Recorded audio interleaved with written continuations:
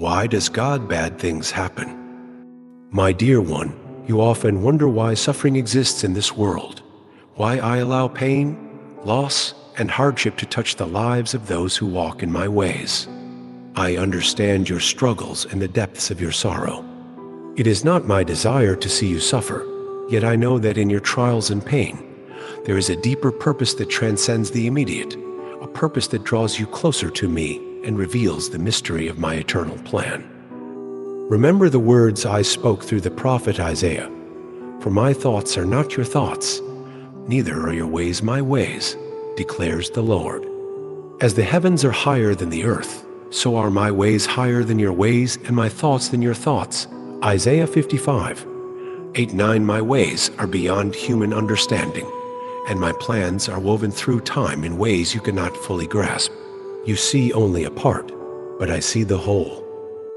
What seems to you as a random act of pain or injustice may be the very thread that weaves together the fabric of my divine purpose. Consider my servant Job, a man of great faith and righteousness, who was tested in ways that would break many. He lost everything: his wealth, his children, his health. He sat in the ashes, questioning why such suffering had befallen him. He did not know the purpose of his trials, yet he remained steadfast in his faith, saying, "The Lord gave and the Lord has taken away." May the name of the Lord be praised.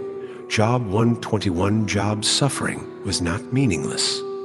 It was a testimony to the power of faith and the depth of trust in me. Though Job did not understand why he suffered, his trials brought him closer to me, deepened his faith, and revealed my majesty in ways he had never known. In the end, I restored Job and blessed him even more than before. Suffering, my child, is not a punishment, but a tool that I use to shape and refine you, to draw you nearer to my heart. Just as gold is purified in the fire, so too is your faith made stronger through the trials you endure.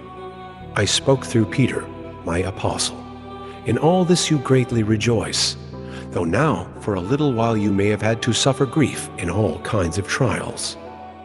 These have come so that the proven genuineness of your faith, of greater worth than gold, which perishes even though refined by fire, may result in praise, glory, and honor when Jesus Christ is revealed. 1 Peter 1:6-7. When you face difficulties, do not see them as moments of despair, but as opportunities to deepen your trust in me. Consider Moses, who led my people out of Egypt and stood before the Red Sea with an army pursuing him from behind. In that moment of crisis, when all seemed lost, I parted the waters and made a way where there was no way. What seemed like an impossible situation became a testament to my power and faithfulness. Through trials, I show my power in your life, and through your faith, I am glorified. You may ask, why must there be suffering at all? Why does a good God allow bad things to happen? My answer to you, my child, is that I am working all things together for your good. As I declared through Paul, my servant, and we know that in all things God works for the good of those who love him, who have been called according to his purpose. Romans 8:28. Even in the darkest moments, I am at work, turning what was meant for evil into good. Look at Joseph, who was betrayed by his brothers, sold into slavery, and imprisoned unjustly. Yet, through all his suffering, I was with him, and in the end, I raised him to a position of great authority, where he was able to save many lives. Joseph himself said to his brothers, "You intended to harm me, but God intended it for good to accomplish what is now being done, the saving of many lives." Genesis 50:20. I do not delight in your pain, but I do delight in the way you turn to me in your suffering, in the way you seek my presence when all else fails. In the valley of the shadow of death, you are not alone, for I am with you. As David wrote in his psalm, "Even though I walk through the valley of the shadow of death, I will fear no evil, for you are with me. Your rod and your staff, they comfort me." Psalm 23:4. My presence is your comfort, and my love is your strength. Do not fear the trials of life, for I am with you.